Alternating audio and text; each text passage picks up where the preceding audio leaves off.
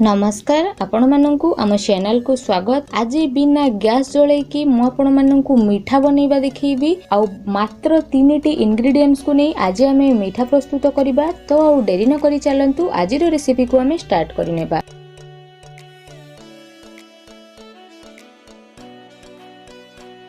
मुठी गोटे mixing bowl first नहीं जाइछि।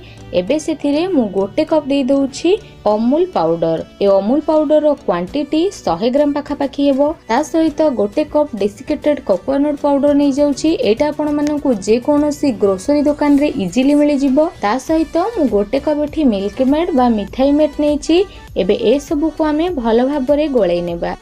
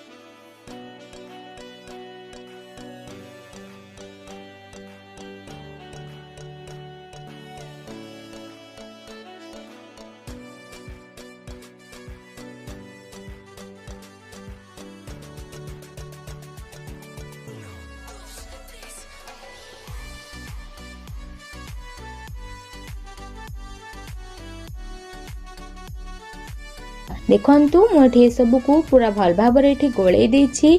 आ जदी ए डो आपणकर टिके टाण लगुछि तो गोटे टेबल स्पून पाखा पाखी आपण माने चाहिले एठी खीरो ऐड करि परिबे। मु एठी किछि भी ऐड करिनी। आ हाथ को जस्ट अल्प टिके घियो नै जाइथिली। आ घियो देकी आको पूरा भल भाबरे देखंतु मोठी चकटी नैछि। एबे डो हमर बिल्कुल रेडी हे जाइछि। एबे मु एठी गोटे बेलना पेटा नै जाइछि। बेलना पटा ऊपर नॉर्मल घरे मिलुथुवा पॉलिथीन जरी नै जाइछि। एबे पॉलिथीन जरी ऊपर आको रखि देबा। आ ए डो को आमे दी भाग रे डिवाइड करि नेबा। बड़ भाग गोटे साइड रखि दउछि आ छोट भाग रे आमे फूड कलर ऐड करिबा। मु सेति पई बाउल को ए डो को नै जाउछि आ एथिरे हाफ पिंच दे दउछि food colour. Food colour totally optional, आपण माने चाहिले को स्किप करि परिबे, किंतु भलो देखा जिबा पई मु एठी फूड कलर ऐड करिछि। फूड कलर देकी आको भल भाबरे गोळै दैछि देखंतु। आ हाथ को मु पूरा भल से सफा कर नहीं। एबे आउ थरे ए डो सब को हमें भल से चकटी नेबा।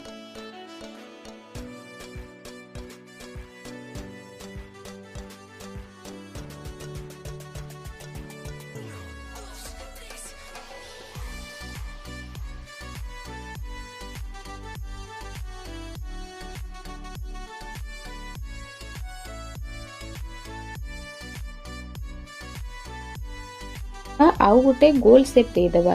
देखो तुम को गोल शेप दे देछि। गोटे ए डो को मु आपण माननकु बेली की देखाउछि। ए डो ऊपर पॉलिथीन को एमिति रखि देबा। आ हल्का हल्का जस्ट टिके बेलना काठी सहायरे बेली नबा। गोटे एठी मु बेली देछि। सेम प्रोसेस रे येलो पार्ट को भी हमें बेली नबा।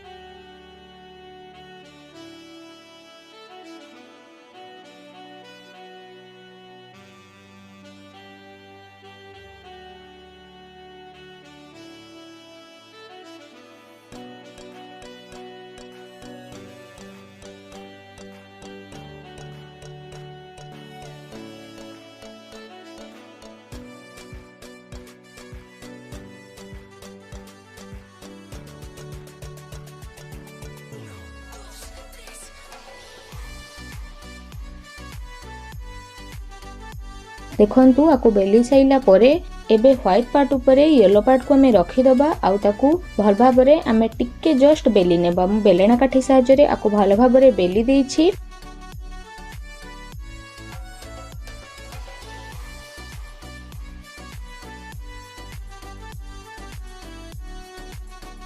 आपको बेली सारिबा परे एमिति आपको हमें फोल्ड करबा। देखंतु मु केमिति फोल्ड करूची, केयरफुली भाबे आपको फोल्ड करिवे नहले एटा भांगी जिवो। एमिति पॉलिथिन जरी सहायता रे आ हाथ रे हल्का हल्का प्रेस करिके मिठा को मु भलसे एटी फोल्ड करि देइछि।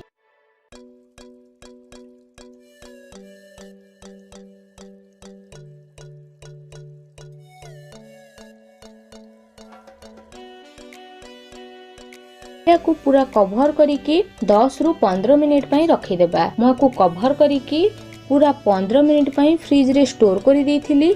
आ 15 मिनिट परे एठी मु आपण माननकु मिठा को बाहर करिकी देखौछि। देखंतु मिठा केते बढ़े से मोर सेट हे जाइछि। आ मु आपण माननकु मिठा काटिकी देखौछि केते बढ़े से हमर एठी मिठा रेडी हे गला। बिना गैस जळै की हमर एठी बिल्कुल मार्केट परिका टेस्टी टेस्टी होममेड मिठा जी रेडी हे जाइछि। आ मु आपण माननकु पाखकु क्लोज अप करके देखौछि कि केते परफेक्ट हमर एठी मिठा बनिछि। सर्विंग प्लेट को मध्य मु मिठा को सर्व करि देइछि। आपण माननकु देखौछि, देखंतु केते बढ़िया हमर होममेड मिठा जी रेडी हे गला। मार्केट जाई कि आपण माननकु मिठा आनिबा को पड़िबनी। बहुत ही कम इंग्रेडिएंट्स को नै घरे बे प्रस्तुत होई जिवो मिठा। आगो को जेहेतु बहुत सारा पर्वपर्वाणी आसुछि तो ए मिठा को आपण माने निहाती गोटे थरे घरे बनांतु। आ रेसिपी केमिति लागिला आपणकर अनुभव मते वीडियो रो कमेंट सेक्शन रे निहाती भाबरे जणांतु। आशा करूछि आज रो रेसिपी आपण माननकु निहाती भल लागिथिबो। वीडियो भल लागिथिले लाइक करंतु, चैनल को सब्सक्राइब करंतु।